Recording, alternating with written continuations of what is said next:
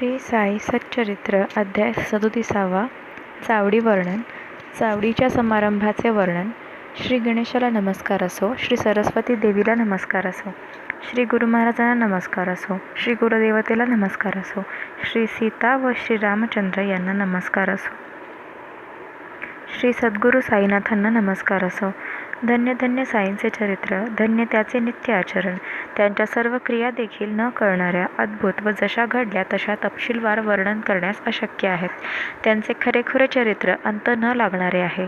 त्यांचा जीवन वृत्तांत धन्य आहे आणि त्यांच्या तलवारीच्या धारेवर चालण्यासारखा अत्यंत कठीण व कधीही माघार न घेतलेला नित्यनेम तर खरोखरच धन्य होय.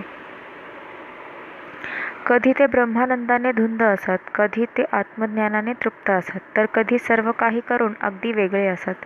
अशी त्यांची कोणतीही ठराविक नसलेली स्थिती होती. कधी ते काहीही करत नसत, परंतु झोपलेले नसत. आपल्या स्वार्थाच्या ठिकाणी मन ठेवून ते सदा आत्मस्वरूपी सावध असत. कधी समुद्राप्रमाणे प्रसन्न असत, परंतु त्याच्याप्रमाणेच ज्याचा अंत लागत नाही, ज्यात प्रवेश करणे कठीण असते व अत्यंत गूढ किंवा खोल असल्यामुळे त्यांच्या या अगाध रूपाचे वर्णन यथार्थपणे कोणाला बरे करता येईल. पुरुषांशी ते बंधुत्व धरीत असत आणि स्त्रिया त्यांच्या माता व भगिनी होत्या आणि ते ऊर्ध्वरेते ब्रह्मचारी होते, अशी त्यांची सर्वदा ख्याती होती. अशांच्या सत्संगतीत बुद्धीची जी न डगमगणारी स्थिरता प्राप्त झाली ती मरणापर्यंत राहो. त्यांची सेवा करण्याची इच्छा उदंड राहो आणि त्यांच्या चरणी अनन्य भक्ती जडो. सर्व प्राण्यांमध्ये भगवत भाव राहो आणि साईबाबांच्या नावात अखंड प्रीती राहो. त्यांच्या एक एक कृती पाहून जे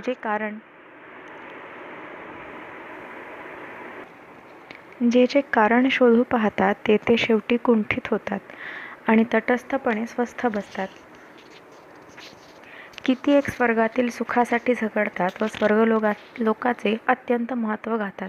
ते भूलोकाला तुच्छ मानतात आणि म्हणतात की येथे मरणाची भीती असते, परंतु त्यांना हे कळत नाही की अव्यक्तातून आकारात येणे त्यालाच व्यक्त म्हणजे जन्माला आलेली स्थिती म्हणतात आणि पुढे तिनेच अव्यक्ती प्रवेश केला म्हणजे त्याला मृत्यू म्हणतात. अधर्म, अज्ञान, राग, द्वेष इत्यादी हे मृत्यूकडे नेणारे फासे आहेत. त्यांचे जो संपूर्णपणे उल्लंघन करतो त्याला स्वर्गलोकी प्रवेश मिळतो. स्वर्ग तो आणखी कोणता? प्रापंचिक इच्छा, आकांक्षा व विषयभोग यांच्याबद्दल अनासक्ती आणि आपल्या आत्म्याचे स्वरूप विश्वव्यापी ईश्वर आहे हे जाणणे हाच मानसिक दुःखाशिवायचा स्वर्गलोक होय. तेथे रोग वगैरेला कारण नसते आणि चिंता, व्याधी व दुःख नसते. तेथे कोणी भुकेने किंवा तहानेने व्याकुळ नसतो आणि कोणत्याही व्यक्तीला म्हातारपणाच्या भीतीचे दुःख नसते. तेथे मृत्यूची भीती नसते. अमुक करावे, अमुक करू नये याविषयीची बंधने नसतात आणि जीव तेथे अत्यंत निर्भयपणे वावरत असतो. स्वर्गलोकाची दिव्य स्थिती ती हीच होय. जे तत्व ब्रह्मदेवापासून लहानशा जड वस्तूंपर्यंत सर्व हलणाऱ्या व न हलणाऱ्या वस्तूंमध्ये पूर्णपणे असते, तेच ते तत्व परलोकी म्हणजे मृत्यूनंतर प्राप्त होणाऱ्या ठिकाणी किंवा येथे या पृथ्वीवर भिन्नत्वाशिवाय असते. संसारातील व्यवहाराचा त्याग केलेला असला तरी जर तो जीव आत्म्याला दुसऱ्या पदार्थांपासून वेगळा दाखवण्याच्या वृत्तीचा असला तर मायेने किंवा अज्ञानाने मोहित झालेल्या त्या जीवाला ते तत्व ब्रह्म म्हणजे सत्तत्व किंवा जगाचे आद्य कारण परमात्मा याने व्यापून न राहिल्यासारखे वाटते. परब्रह्म ते माझ्यापासून वेगळे, मी तो दुसराच कोणी आहे असे ज्याचे भेदज्ञान असते तो सर्वदा मरणाधीन असतो. जन्मामागे मरण व मरणानंतर पुन्हा जन्म असे संसार चक्राचे हेलपाटे त्याच्या पाठीशी लागलेले असतात. महाकठीण यज्ञ, तप व दान यांमुळे ज्याचा लाभ होतो ते स्वर्गाचे ठिकाण जर श्री विष्णूंच्या चरणकमलांच्या ध्यानाशिवाय असेल तर ते काय कामाचे? विषयांचे भोग भोगण्याचे केवळ स्थान असलेला स्वर्गलोक आम्हाला नको. जेथे गोविंद नामस्मरण नाही त्याची आम्हाला काय गरज? स्वर्गात जा अथवा नरकात जा, विषयसुखात फरक नसतो. स्वर्गलोकातील देवांचा राजा इंद्र पहा की पृथ्वीवरचा यत्किंचित गाढव पहा, दोघांचे विषयसुख एकसारखेच असते. इंद्र नंदनवनात अत्यंत आनंद देणाऱ्या सर्व सुखसोयींनी युक्त उद्यानात विहार करतो, तर गाढव उकिरड्यात लोळतो. त्याचे सुख पाहिले तर ते एकाच तोडीचे असते, किंचित मात्रही वेगळे नसते. जेथून पुण्य संपल्यावर पृथ्वीवर परत येणे असते त्या जागेसाठी उगाच प्रयत्न कशाला करायचा? त्यापेक्षा या पृथ्वीवरील जन्म फार बरा. या भूलोकाचे महत्त्व फार मोठे आहे. जेथे आयुष्य एका कल्पापेक्षा म्हणजे ब्रह्मदेवाच्या एका दिवसापेक्षा माणसाच्या 432,20,00,000 वर्षांपेक्षा जास्त असते, त्या ब्रह्मलोकाची काय उगाच थोरवी? या भूलोकावरचे क्षणभर का असेना थोडेसे आयुष्य देखील जास्त महत्त्वाचे आहे. एका क्षणात नाश पावणाऱ्या आयुष्यात एकच क्षण केलेले सर्व कर्म जरी माणसाने ईश्वर अर्पण केले तरी त्याला सुरक्षिततेची खात्री देणारे स्थान प्राप्त होते. जेथे भगवंतांचे भक्त लोक नाहीत, जेथे हरी गुरुकथेचे वर्णन नाही, जेथे भगवंतांचे संगीत, नृत्य व पूजन नाही, ते स्थान काय कामाचे? ब्रह्म व आत्मा यांच्या ऐक्याचे जे अनुभव ज्ञान, तेच शाश्वत सर्वश्रेष्ठ प्राप्त करण्याचे साधन आहे आणि त्याचे ठिकाण स्वर्गलोकापेक्षा भूलोकच जास्त चांगले आहे. शरीर, वाणी व मनासह 5ही प्राण गुरुला समर्पण करा आणि बुद्धीही निश्चयपूर्वक लीन करून गुरुच्या सर्वस्वी अधीन व्हा. अशा प्रकारे सद्गुरूला शरण गेल्यावर भवभयाची भीती कसली? सर्व काही दुःखे दूर करणारा गुरु असताना संसारातील व्यवहाराची व्यर्थ चिंता कशाला? अविद्येचा जेथे वास असतो तेथे पुत्र, पशु यांची मायेची बंधने असतात. संसाराची रात्रंदिवस चिंता असते आणि सुविचारांचा लवलेशही नसतो. या सर्वांचे मूळ कारण अविद्या होय. तीच अनेकत्वाचे ब्रह्मात्मक ज्ञान उत्पन्न करते. म्हणूनच आचार्य व वेद यांकडून विद्वत्तापूर्ण परिपक्व ज्ञान संपादन करावे. अविद्येचा एकदा नाश झाला की अणु एवढे देखील अनेकत्वाचे ज्ञान उरत नाही आणि अशा प्रकारे एकत्वाचे ज्ञान झाले की जन्ममरण चुकते. जो थोडीशी देखील भेददृष्टी धरतो तो जन्ममरणाच्या कष्टी पडतो आणि सर्वनाश व उत्पत्ती यांचे सदोदित रहाट गाडगे त्याच्या पाठीशी लागते. जिचा श्रेय म्हणजे परम कल्याणाचे साधन हा विषय आहे तीच निःसंशय विद्या आहे. जिचा प्रेय म्हणजे ऐहिक सुखाचे साधन जे सामान्य माणसांना प्रिय असते हा केवळ विषय आहे, तिला अविद्या असे म्हणतात. या संसारात मृत्यूचेच मोठे भय असते. त्यापासून निर्भय व्हायला गुरुचे दोन्ही चरण घट्ट धरा. ते जरूर एकत्वाची बुद्धी देतील.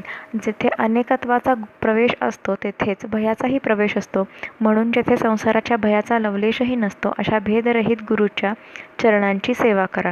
त्याच्या कपाळावर शुद्ध प्रेमरूपी चंदन फासा आणि त्याला भावार्थरूपी पितांबर नेसवा.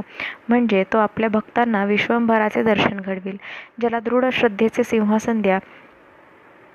अष्टभावांनी सुशोभित अशा पूर्ण आनंद अश्रुरूपी जलाने स्नान घाला. म्हणजे तो लगेच संतुष्ट होईल. त्याच्या कमरेभोवती भक्तिरूपी कमरपट्टा बांधून त्याला आपल्या स्वाधीन करा.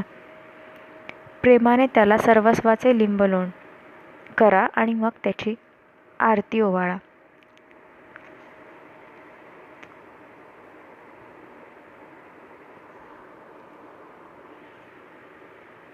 कुठल्याही कार्याचा संपूर्ण नाश अस्तित्वाचा आश्रय धरूनच होत असतो. खड्याने घडा फोडला गेला तर आकारच नाश पावतो. घड्याच्या अस्तित्वाचा अंश लवमात्रही नाहीसा होत नाही. फुटक्या खापऱ्यांच्या ठिकाणी देखील घड्याची पुनरावृत्ती होऊ शकते. म्हणून कार्याचे जे नाश होणे घडते ते अस्तित्वाचा आश्रय घेऊन असल्याने कार्य सदा टिकणारेच राहत असते. म्हणूनच कोणाच्याही मरणाचा शेवट शून्यत्वात होत नसतो. कुठलेही कार्य कारणाशिवाय होत नसते. व्यक्त जरी अव्यक्त झाले तरी ते सदा सत्याशी जोडलेले असते. हे सर्व ठिकाणी अनुभवाने चांगलेच दिसून आलेले आहे. सूक्ष्मतेच्या कमी अधिकतेची परंपरा देखील हेच दाखवते. स्थूल असे जे कार्य ते विलया गेले की खरोखर त्याचे सूक्ष्म कारण शिल्लक राहते. त्याचाही विलय झाला की त्याहून सूक्ष्म शिल्लक राहिले म्हणजे सर्व इंद्रिय, मन व बुद्धी यांची विषयग्रहण शक्ती क्षीण होऊन जाते. तात्पर्य बुद्धीही जेथे थकते तेथे व्यक्त अव्यक्त होऊन जाते. त्याचा अस्तित्व भाव मात्र दडपला जात नाही. तो एकटाच सर्वत्र सदा झळकत असतो. बुद्धी इच्छेला आश्रय देते म्हणून तिचा विलय झाला की आत्म्याचा उत्कर्ष तात्काळ होतो आणि अक्षयपद पदरी पडते. अविद्या, माया, काम व कर्म हे मृत्यूचे मुख्य गुणधर्म आहेत. या सर्वांपासून परावृत्त होतात संसार बंधने गळून पडतात आणि सर्व बंधनांचा नाश झाला की आत्मा प्रयासाविना प्रकट होतो. जसा मेघ दूर जाण्याचा अवकाश की स्वयंप्रकाशित सूर्य स्वतःच चमकतो. मी शरीर आहे, हे माझे धन आहे, यालाच दृढ देहाभिमान म्हणतात. हेच हृदयग्रंथींचे घट्ट बंधन होय आणि हेच मायेच्या दुःखाचे ठिकाण होय. जरी हा देह एकदा पडला आणि कर्मबीजाने दुसरा देह लाभला तरी ते बीज पूर्णपणे जाळायला माणूस जर चुकला तर पुन्हा दुसरा जन्म आलाच म्हणून समजा. बीजांचे पुन्हा वृक्ष होतात आणि वासनांच्या बीजांनी पुन्हा देहाची प्राप्ती होते. असे हे चक्र जोवर वासना शांत होत नाही तोवर अखंड गतीने फिरत राहते. वासनांचा जेव्हा समूळ विनाश होतो तेव्हाच हृदयग्रंथी मोकळ्या होतात आणि तेव्हाच मरणशील मनुष्य अमर होतो. हाच उपदेश उपनिषदांमध्ये सांगितलेला आहे. शास्त्रांनी सांगितल्याप्रमाणे वागणे आणि न वागणे यांच्याशिवायची जी स्थिती तिला विरजा म्हणतात. ती अविद्या व वासना यांचा मुळापासून नाश करणारी असते आणि तेथे मृत्यूचे काहीही चालत नाही. वासनांचा संपूर्णपणे त्याग हेच ब्रह्मानंद प्राप्त करण्याचे साधन होय.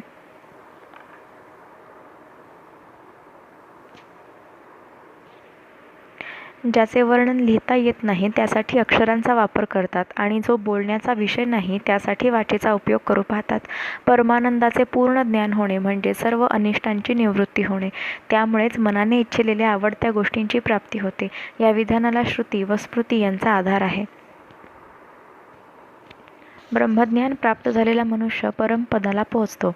हाच ब्रह्मानंद साधण्याचा अंतिम उपाय आहे. याहून श्रेष्ठ दुसरा आधार कोणता असेल? आत्मज्ञान झालेले लोक सर्व दुःखे पार करून जातात. अज्ञान ज्याचे मूळ आहे अशा संसाररूपी सागर पार करून जाण्यासाठी ब्रह्मज्ञान हाच केवळ निव्वळ उपाय आहे व सर्व प्राप्तीचे एकच साधन आहे. पूर्ण श्रद्धा व धीर हेच मूर्तिमंत उमामहेश्वर आहेत. त्यांचा मस्तकावर हात असल्याशिवाय हृदयात वास करीत असलेला हा विश्वंभर दिसणे शक्य नाही. गुरुश्रेष्ठ श्री साईनाथ ज्यांचे बोलणे अचूक खरे ठरणारे असते तेही म्हणाले होते की निष्ठेसह थोडीशी सबुरी ठेवली तर तुम्ही मोठे ऐश्वर्य प्राप्त कराल. हे सगळे दिसणारे जग केवळ खोटे म्हणजे अस्तित्व नसलेले असते. प्रत्यक्ष स्वप्नातला देखावा असतो आणि जागे झाल्यावर तो नाहीसा होतो हे तर खास मानावेच लागेल. बुद्धीची धाव येथवरच असते आणि येथवरच आत्म्याच्या स्वरूपाविषयी आपली खरी भावना असते. परंतु जेथे सत व असत यांचा ठिकाणा नाही अशा तत्वाची जी भावना तोच खरा आत्मा होय. सत असत इत्यादी प्रत्ययांशिवाय स्त्री पुरुषत्वाच्या भेदाशिवाय कुठल्याही विशेष गुणाशिवाय असे हे अनेक शब्दांनी वर्णन केलेले आत्म्याचे सर्वव्यापी महान स्वरूप आहे. हा आत्मा कुठल्याही विशेष गुणाशिवाय म्हातारपण जन्म मरण यांच्या पलीकडचा अत्यंत प्राचीन सदा असणारा व सर्वदा विनाशरहित आहे. हा नित्य अज पुरातन आकाशासारखा सर्वव्यापी अनादी अविच्छिन्न वृद्धिशून्य व अविक्रिय असा आहे. जे शब्दांच्या पलीकडचे आहे, ज्याला रूप किंवा आकार नाही, ज्याला आदी व अंत नाही, ज्याचे माप करता येत नाही, ज्याचा कधी नाश होत नाही, ज्याला कोणता वास नाही, ज्याला स्वाद नाही व जो कशाने भ्रष्ट होत नाही, त्याच्या स्वरूपाचे वर्णन कोणाला करता येईल?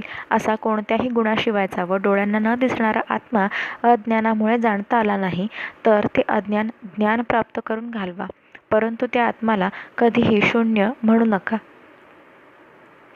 काय ती श्री साई महाराजांची परमहंस स्थिती, काय ते त्यांचे आपले वैभव.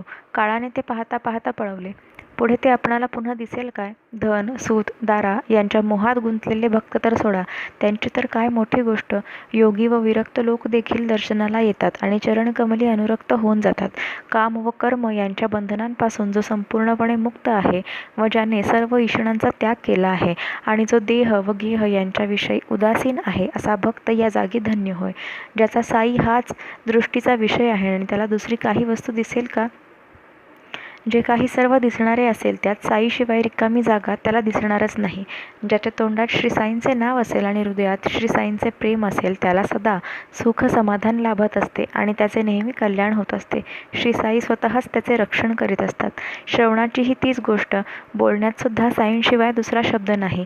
नाकात साईंचा सुगंध भरलेला आणि जीभ तर साईंच्या मधुर रसाने नुसती पघळत असते.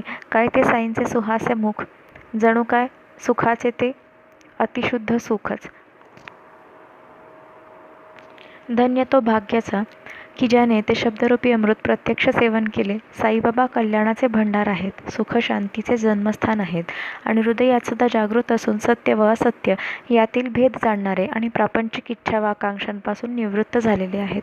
दुधाने गाईच्या वासराचे पोट भरले असले तरी ते आपल्या आईपासून दूर हलत नाही. म्हणून जसे त्याला दोराने गुरे बांधण्याच्या जागी बांधून ठेवतात तसेच हे मन संसारातील विषय भोगून तृप्त झाले तरी त्याच्या मोहापासून दूर होत नाही. म्हणून त्याला गुरुच्या चरणी घट्ट बांधून ठेवले पाहिजे. गुरुचे प्रेम व कृपा प्राप्त करण्यासाठी त्यांच्या चरणकमलाच्या धुळीला वंदन करा आणि त्यांनी केलेल्या कल्याणकारी उपदेशाकडे नीट लक्ष ठेवा. म्हणजे त्या प्रेमाचा व कृपेचा अनुभव तुम्हाला पदोपदी येईल. इंद्रिय सुखांमध्ये मनोसक्त रममाण व्हा, परंतु मनात साईबाबांवर प्रेम ठेवा. तेच शेवटी प्रपंचात व परमार्थात दोन्ही ठिकाणी कामास येईल. मंत्रसिद्धी पावलेल्या मांत्रिकाचे काजळ जसे पायाळूला म्हणजे पाय प्रथम बाहेर येऊन जन्मलेल्या जमिनीत पुरलेले धन दाखवते. तसेच गुरूच्या चरणांच्या धुळीने माखलेल्या डोळ्यांना आध्यात्मिक व आधिभौतिक म्हणजे शास्त्रीय ज्ञान स्पष्ट होते.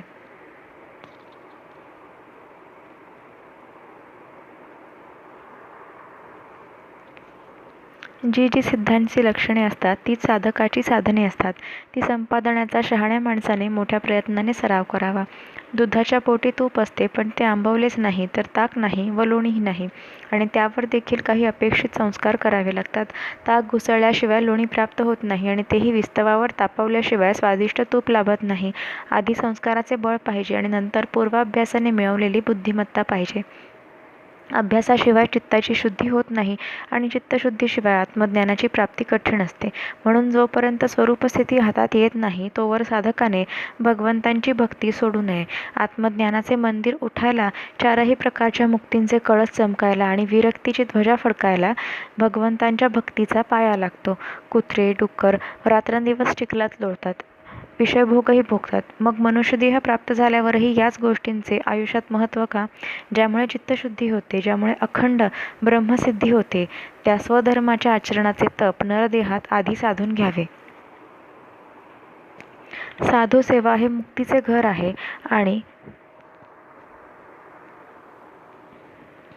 आणि स्त्री संग हे नरकाचे द्वार आहे. म्हणजे स्त्रियांची अतिशय आसक्ती व अतिशय संगती हे नरकाचे द्वार आहे. असे वृद्धजनांचे उद्गार विचार करण्यासारखे आहेत. नेहमी चांगले वर्तन ठेवणारा, शरीराचे पोषण होईल इतकेच अन्न खाणारा, घरदार कुटुंब इत्यादींविषयी काही आशा आकांक्षा नसलेला असा जो भगवत भक्त तो धन्य होय. जे जे साईबाबांचे सतत चिंतन करतात त्यांच्या अनुभवांची अपूर्वाई पहा. साईबाबा त्यांचे ऋणी होऊन स्वतःच त्यांचे ध्यान करू लागतात. धन्य त्या नामस्मरणाचे महत्त्व. स्वतः गुरु देखील भक्तांचे स्मरण करतात. ध्यान करणारा ध्येय स्थितीत प्रवेश करतो आणि आपली पूर्वीची स्थिती अगदी विसरून जातो. तुम्ही जाणा तुमची करणी, मला तर रात्रंदिवस तुमचीच घोकणी, अशी बाबांची प्रेमळ वाणी असायची, आणि ते बहुतेकांच्या आठवणीत असेलच.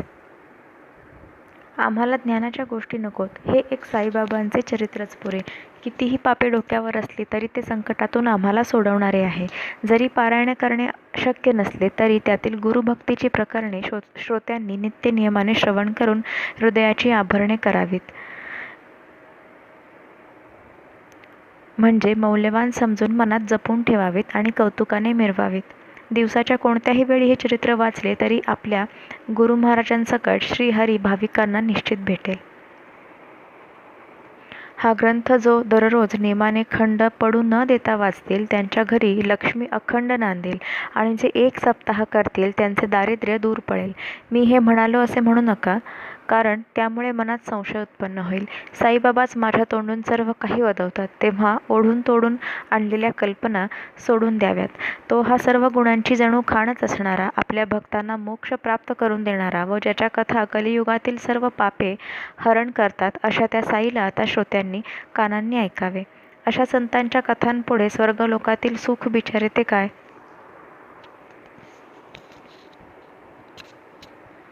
हे रोकडे रसाळ चरित्रवर्णन सोडून तिकडे ढुंकूनही कोण बरे पाहिल? सुख व दुःख हे तर मनाचे विकार असतात. संतांच्या संगतीत सर्वच विकाराशिवायचे होऊन जाते, आणि मग चित्त चैतन्याकार होऊन सुख व दुःख या दोन्हींना थारच नसतो. जे सुख विरक्त माणसाला एकांतात मिळते किंवा भक्ताला भगवंतांची भक्ती करत असताना मिळते, ते सुख इंद्र असो की चक्रवर्ती राजा असो त्याला कल्पांती देखील मिळत असते. प्रारब्धाचे भोग फार बलवान असतात. पूर्वजन्मीच्या कर्मानुसार बुद्धी सुचते, परंतु हे दैवी योगायोग भक्त सहज लिलेने टाळू शकतात. किती जरी भागीरथ प्रयत्न केला तरी प्रारब्ध कर्माचे भोग चुकत नाहीत. अवश्य होणाऱ्या गोष्टींचे घडणे यांपासून सोडवणूक अगदी अशक्य असते. जसे दुःख इच्छिले नसताना देखील येते, तसेच सुखसुद्धा कल्पना नसताना पाठीशी लागते. संतांना मात्र या देह प्रारब्धाची गत आधीच ठाऊक असते. साईबाबांच्या नामाचे अखंड आवर्तन हेच आम्हाला व्रत, तप व दान आहे, आणि वेळोवेळी शिर्डीला जाणे हेच आमचे तीर्थाटन आहे. त्यांना अनन्यपणे शरण जाऊन साई साई या मंत्राचे स्मरण आणि अनुष्ठान करणे हेच आमचे ध्यान व पुरस्चरण होय. निष्कपटपणे प्रेमाने अनुसंधान ठेवून त्यांचे पूजन करून पहा आणि त्यांची अतर्क्य लीला हृदयात अनुभवून पहा. आता हे गुऱ्हाळ पुरे झाले. आम्हाला तर चटकन गूळ पाहिजे. पूर्वी इशारा केलेली रसाळ कथा ऐकायला सर्व श्रोते उत्सुक झाले असतील असा श्रोतृवृंदांचा भाव जाणून कथेचे कौतुक सांगण्याकरता व श्रोत्यांच्या कथेकडे लक्षाचा उत्कटपणा राखण्यासाठी हा ग्रंथाचा विस्तार आवरून घेतो. काव्य रचण्याच्या विशिष्ट पद्धतीचे मला ज्ञान नाही. हातात असलेली माझी लेखणी स्वतःच्या हाताने पकडून साईबाबाच माझ्याकडून लिहवतात तेच मी लिहितो. साईबाबांनी बुद्धी दिली नसती तर हे मी चरित्र कसे लिहिले असते? त्यांची कथा तेच वदवतात आणि लिहवतातही तेच.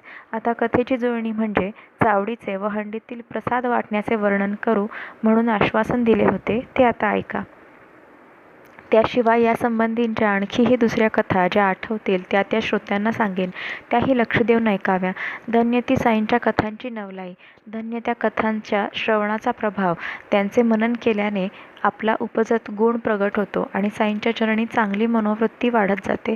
आता आधी चावडीचे वर्णन करूया आणि तिच्या सोहळ्याची थोडक्यात सामान्य रूपरेषा सांगूया. साईबाबा एक दिवसाआड नियमितपणे चावडीत झोपत असत. एकदा खूप पाऊस पडल्यामुळे मशिदीत सर्व ठिकाणी पाणीच पाणी झाले आणि बाबांना झोपण्यास मुळी जागा नव्हती. म्हणून भक्तांनी त्या रात्री बाबांना जवळच असलेल्या चावडीत म्हणजे प्रवासी वगैरेंसाठी उपयोगी पडणाऱ्या गावातील सार्वजनिक जागेत नेले आणि दुसऱ्या दिवशी सकाळी मशिदीत परत आणले. तेव्हापासून तसा एक दिवसाआड प्रघातच पडला आणि पुढे राधाकृष्णाबाईंच्या भक्ती व उत्साहामुळे श्रीमंत भक्तांकडून रथ, पालखी, छत्र, चामर, उंची रेशमी वस्त्रे, दागदागिने, पूजेची चांदीची भांडे, गॅसचे दिवे इत्यादी गोळा होऊन बाबांचा चावडीला जाण्याचा तो समारंभ राजे रजवाड्यांच्या मिरवणुकीप्रमाणे अत्यंत शोभायमान व प्रेक्षणीय झाला. बाबा एक रात्र मशिदीत व दुसरी रात्र चावडीमध्ये काढत असत. असा हा बाबांचा क्रम समाधीपर्यंत चालला होता. पुढे 10 डिसेंबर 1909 पासून साईबाबांचे चावडीमध्ये अर्चन, स्तुतिपूजा, भजन व पूजन होऊ लागले. तो चावडीचा समारंभ आपल्या बुद्धीप्रमाणे वर्णन करण्यास सुरू करूया. साईकृपेचा उत्साहरूपी परमात्मा तो पार पाडेल. चावडीची रात्र आली म्हणजे भजन मंडळी मशिदीत येत असत. दुपारपासून सभा मंडपात भजन चालत असे. मागे तो शोभिवंत रथ असे. उजव्या हाताशी तुलसी वृंदावन असे. समोर बाबा स्वतः बसलेले असत आणि मध्यभागी भजन करणारी भक्त मंडळी असे.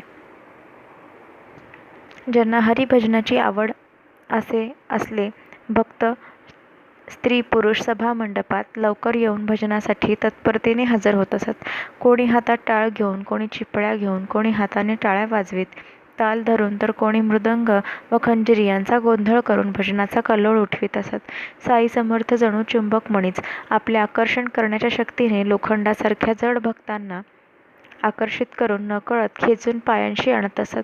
हलकारे अंगणात दिवट्या पेटवीत असत. तेथेच कोणीतरी पालखीला सजवीत असे आणि दारात चोपदार सज्ज होऊन जयघोषांचा ललकार करीत असे. लोकांच्या जमण्याच्या ठिकाणी मखरे व तोरणे लावलेली असत व वर आकाशात निशाणे फडकवलेली असत. लहान मुले नव्या कोऱ्या वस्त्रांनी, सुंदर शृंगारांनी व अलंकारांनी नटवलेली असत. मशिदीच्या परिसरात दिव्यांच्या बऱ्याचशा रांगा पेटवलेल्या असत आणि अंगणांच्या दारात संपूर्णपणे शृंगारलेला बाबांचा श्यामकर्ण नावाचा घोडा शोभून दिसत असे. इतक्यात तात्या पाटील सगळ्या मंडळींना बरोबर घेऊन निघण्याच्या तयारीने बाबांपाशी येऊन बसत. बाबा जरी तयार असले तरी तात्या पाटील येईपर्यंत तात्याच्या यायची वाट पाहत जागच्या जागीच बसून राहत असत. तात्या पाटील जेव्हा काखेत हात घालून बाबांस उठवीत तेव्हाच बाबा तेथून चावडीकडे जाण्यासाठी निघायला तयार होत असत. तात्या बाबांना मामा म्हणत. अशा त्यांच्या परस्पर प्रेमाला आणि त्यांच्या आप्तपणाला द्यायला उपमाच नाही. अंगात नित्याची कफनी घालून, बगलेत आपला सटका मारून, तंबाखू व चिलीम घेऊन आणि खांद्यावर फडका टाकून बाबा असे तयार झाले की तात्या त्यांच्या अंगावर जरीकाठी सुंदर शिला पांघरून डोक्यावर नीट सारखा बसवत असत.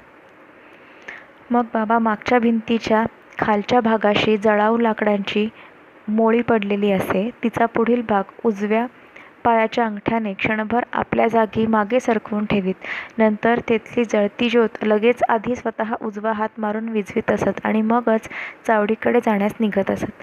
साईबाबा जायला निघाले की वाद्य वाजायला लागत. नळे, चंद्रज्योती, हव्या व दिवट्या चहूकडे चमकू लागत. कोणी धनुष्याकृती गोलाकार शिंगे, करणे, तुताऱ्या फुंकून वाजवीत, कोणी तास व झांजा वाजवीत आणि हाताने टाळा वाजवणाऱ्यांची तर गणतीच नसायची. मृदंग व वीणा यांच्या झणकारात व साईनामाच्या गजरात भजन करत स्त्री पुरुष ओळीओळीने प्रेमाने चालत. मिरवणुकीत कोणी पताका उचलून धरीत, कोणी गरुड टके घेऊन मिरवीत आणि मग सगळे नाचत उडत व भजन करत जाण्यासाठी निघत. सगळ्या लोकांना खूप आनंद होत असे आणि दिंड्या पताका घेऊन ते निघाले की तासे, तुताऱ्या, करण्यांचा एकच दणका होत असे आणि त्याचवेळी साईबाबांचा जय जयकार होऊन श्यामकर्ण घोड्याचा थयथयकार सुरू होत असे. अशा वाजंत्र्यांच्या गजरात बाबांची स्वारी मशिदीतून निघाली आणि ते पायरीवर आले की भालदार ओम राजाधिराज योगीराज परब्रह्म श्री सच्चिदानंद सद्गुरू साईनाथ महाराज अशी ललकारी देत. मग थोडा वेळ त्या ठिकाणी एकत्र जमून टाळ, झांज व मृदंग यांच्या संगतीत कोणी वीणा तर कोणी चिपळ्या घेऊन भक्त मंडळी अंतःकरणपूर्वक भजन करीत, कोणी भक्त टके पताका हातात घेऊन आनंदभराने पुढे चालत, तर कोणी हातात चौरी धरणारे व पंखे धरणारे दोन्ही बाजूंना बाबांना वारा घालत. कोणी रस्त्यावर पायाखाली एकेरी व 2 पदरी जाड कापडाच्या चादरी अंथरीत आणि त्यावर बाबांना हात धरून चौऱ्या ढाळवीत चालवीत. तात्याबा डावा हात धरीत तर म्हाळसापती उजवा हात धरीत. बापूसाहेब जोग डोक्यावर छत्र धरीत आणि अशा प्रकारे बाबांची स्वारी चावडीकडे चालत असे. सर्वप्रथम तो तांबड्या रंगाचा श्यामकर्ण नावाचा घोडा पायातील घुंगरे झणकारीत निघायचा. चोपदार साईनामाचा ललकार करत चालायचे आणि छत्रधारी छत्र धरून आणि चौऱ्या धरणारे चौऱ्या ढाळीत चालायचे. तासे वाजंत्री वाजायचे, भक्त जय जयकाराने गरजायचे.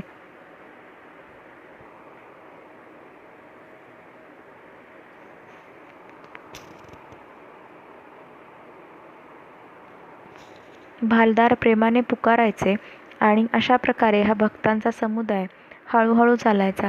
हरिनामाचा एकच गजर आणि टाळ, झांज व मृदंग यांचा एकच सुस्वर असायचा. त्यांच्या तालावर भक्त समुदाय गरजत व ललकारत चालायचा. असा भजन करणारा भक्तांचा मेळा आनंदयुक्त होऊन वाटेने साईबाबांचा जय जयकार करीत चौकात येऊन उभा राहायचा.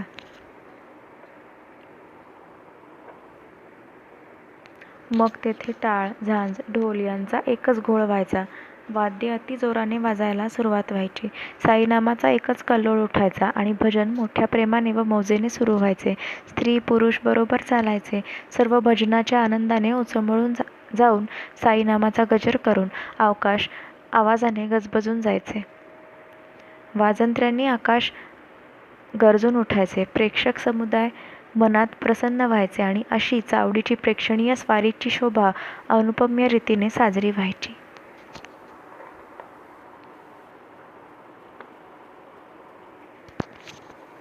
पहाटेच्या किंवा सायंकाळच्या गुलाबी रंगाच्या आकाशात जसे तापलेल्या सोन्याचे तेज दिसते, त्याप्रमाणे चावडीसमोर उभे राहिलेल्या साई महाराजांच्या मुखाची शोभा दिसत असे.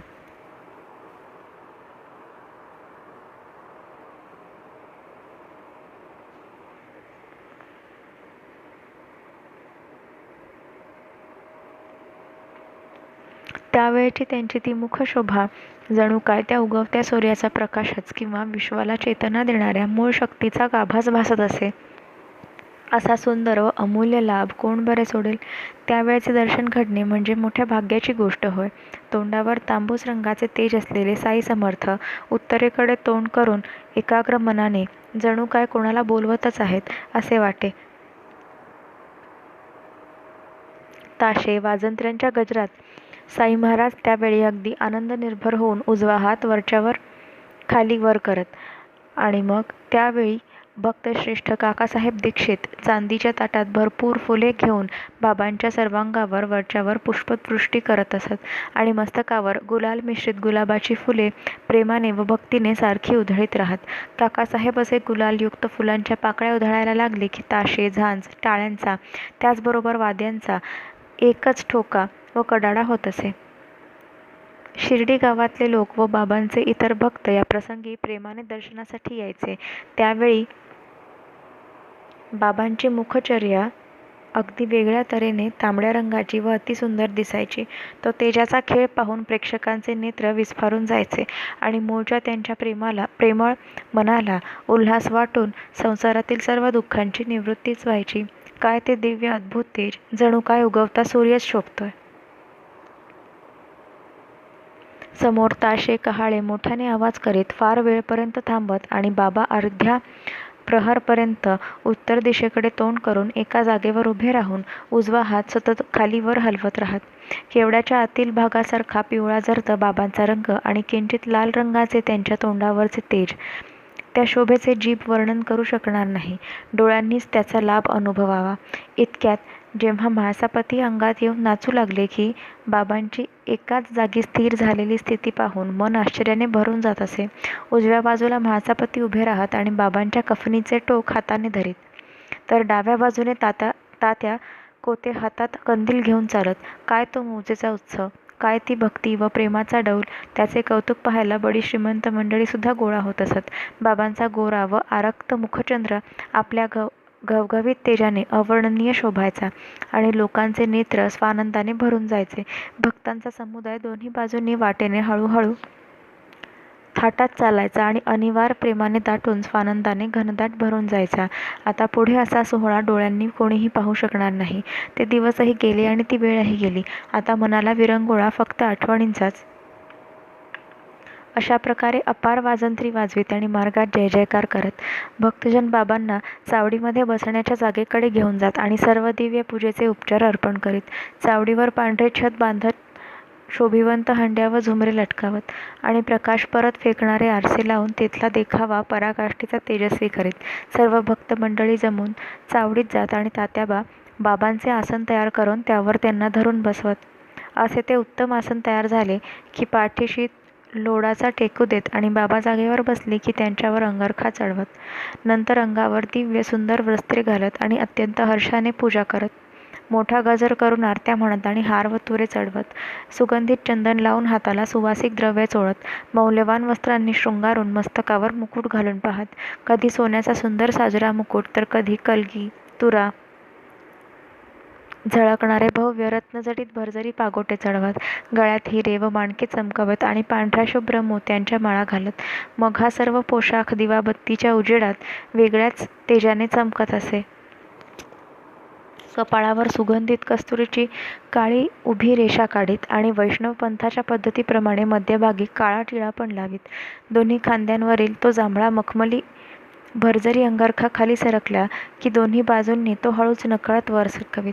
तसाच डोक्यावरचा मुकुट व पागोटे देखील वरच्यावर मागून हळूच नकळत आलटून पालटून धरीत. मुकुट असो का पागोटे, स्पर्श होताच फेकून देतील, ही जरी प्रबळ चिंता होती तरी त्यांच्या प्रेमाचे कुतूहलही तितकेच बळकट होते. सर्वांच्या मनातले जाणणारे साईबाबा, त्यांना काय भक्तांची ही लपवाछपवी कळत नव्हती, परंतु त्यांचे कौतुक पाहून साईबाबा जाणून बुजून मौन धरीत असत. ब्रह्माच्या म्हणजे परमात्म्याच्या साक्षात्कारामुळे जो शोभायमान आहे त्याला भरजरी अंगरख्याचे काय भूषण, आणि निजशांतीने जो नटलेला आहे त्याला मुकुटाने काय सजवावे. तरी देखील भक्त लोक नाना प्रकारचे सुंदर सुंदर अलंकार बाबांना घालीत आणि कपाळावर केशर मिश्रित मनोहर टिळा देखील रेखीत. कोणी हिऱ्या मोत्यांच्या माळा गळ्यात घालीत तर कोणी पुन्हा कपाळावर गंधांचा टिळा लावीत. भक्तांच्या अशा लीला बाबा चालवून घेत असत. जेव्हा का हा सगळा शृंगार चढवून झाला आणि मस्तकावर मुकुट विराजमान झाला व गळ्यात मोत्यांचा हार झळकला की काय ती अति अलौकिक शोभा दिसायची. नानासाहेब निमोणकर काठीला लावलेले झालर सह गोल गोल फिरणारे पांढरे शुभ्र छत्र बाबांवर धरीत. बापूसाहेब जोग अत्यंत प्रेमाने बाबांचे चरण धुत व अर्घ्यपाद्य वगैरे भावपूर्वक अर्पण करून विधीपूर्वक पूजा करीत. चांदीचे खोलगट ताट पुढे ठेवून त्यात बाबांचे चरण ठेवून अत्यंत आदराने ते धुवून काढीत आणि नंतर सुगंधित उटणे लावीत. मग केशराची वाटी हातात घेऊन बाबांच्या हातांना उटी लावीत आणि नंतर बाबांच्या मुठीत पानांचा विडा भक्तीने अर्पण करत. हे सर्व चालले असताना बाबांची मुद्रा व दृष्टी अत्यंत प्रसन्न दिसत असे. बाबा चावडीत जेव्हा गादीवर बसत असत तेव्हा तात्याबा वगैरे सर्व उभेच राहत आणि बाबांना हाताशी धरून खाली बसवून त्यांच्या पायांना आदराने वंदन करीत. मूळचीच शुद्ध व निर्मळ चावडीची जमीन घासून पुसून स्फटिकासारखी चकचकीत केलेली असे आणि तेथे श्रींच्या चरणी प्रेमाने रंगून गेलेले सर्व लहान मोठे एकत्र येत असत. बाबा तक्याला टेकून गादीवर विराजमान झाले की दोन्ही बाजूंनी भक्त मंडळी, चवऱ्या, चामरे व पंखे यांनी वारा घालण्यास सुरुवात करीत. मग माधवराव आधी तंबाखू चुरून लगेच चिलीम तयार करत आणि तात्याबाच्याही हाती देत. तात्याबा आधी फुंकून तंबाखूचा जाळ निघाला की चिलीम बाबांच्या हातात देत असत. बाबांचा पहिला झुरका संपला की तो म्हाळसापतीला देत. अशा प्रकारे ती चिलीम संपेपर्यंत इकडून तिकडे भगत, श्यामा व तात्यांसह वरच्यावर गोल फिरत असे. चिलीम निर्जीव वस्तू तर खरी, पण तिच्या भाग्याची केवढी थोरवी. आम्ही सजीव असून आम्हाला तिची सर नाही. खरी सेवा तर तिचीच. तपश्चर्या ही मोठी खडतर. बालपणी लाथांनी तुडवली गेली. पुढे थंडी, उन्हाळ्याचा त्रासही सहन करून विस्तवात भाजून निघाली. भाग्यवशाने बाबांचा करस्पर्श लाभला आणि पुन्हा धुनीमध्ये भाजवून घ्यावे लागले. त्यानंतर गेरूचा म्हणजे तांबड्या मातीचा लेप अंगाला फासला गेला आणि शेवटी बाबांच्या मुखचुंबनाचा लाभ मिळाला. भक्त लोक कापूर, केशर व चंदन दोन्ही हातात घेऊन बाबांच्या अंगाला लावत असत आणि गळ्यात फुलांच्या माळा घालून फुलांच्या गुच्छांचा वास देत असत. ज्याचे मुख सदा सतत हसणारे व भक्तांकडे अत्यंत प्रेमाने व दयेने पाहणारे होते, त्याला शृंगाराची कुठली आसक्ती, हे सर्व भक्तांचा मान राखण्यासाठीच होते. ज्याच्या अंगावर भक्तीचे अलंकार आहेत, जो शांतिरूपी दागिन्यांनी शृंगारलेला आहे, त्याला लौकिकी माळा, मणी व दागिन्यांनी काय फरक पडणार. जो वैराग्याचा साक्षात पुतळा आहे, त्याला पाचूच्या माळा कशाला. परंतु जर भक्तांनी त्यांना ते अर्पण केले तर बाबा ते गळ्यात घालीत असत आणि भक्तांचा सोहळा ते पुरवीत असत. सोने व पाचू यांचे दिव्य हार व 8 किंवा 16 पदर असलेले मोत्यांचे हार नील कमळात मिसळून अपूर्व तऱ्हेने शोभत असत. जाई जुईच्या व तुळशीच्या माळा त्यांच्या गळ्यात पायापर्यंत लोळत असत. त्यांच्याच मानेभोवती मोत्यांचे कंठे अपूर्व तेजाने मिरवीत असत. त्याचबरोबर छातीवर पाचूच्या खड्यांचा सुवर्ण पदकासह हेमहार व कपाळावर सुंदर काळा टिका अत्यंत मनोहर शोभा देत असे. जो तेजस्वी श्रेष्ठ विष्णुभक्त भासतो, ज्याच्यावर छत्र व चामर डोलावले जातात व ज्याच्या डोक्यावर जरतारी शेला शोभून दिसतो, त्याला काय फकीर म्हणायचे. बहुधा बापूसाहेब जोग प्रेमभराने मंगलवाद्यांच्या गजरात हातात पंचारती घेऊन बाबांची येथे आरती करत असत. 5 प्रकारच्या उपचारांनी गंध, पुष्प, धूप, दीप, नैवेद्य पूजा करून छानदार घवघवीत पंचारती होऊन त्यात कापूर ठेवून ते बाबांना ओवाळीत असत. मग ही आरती संपल्यावर सर्व भक्त एक एक येऊन बाबांना साष्टांग नमस्कार करून घरोघर निघून जात असत.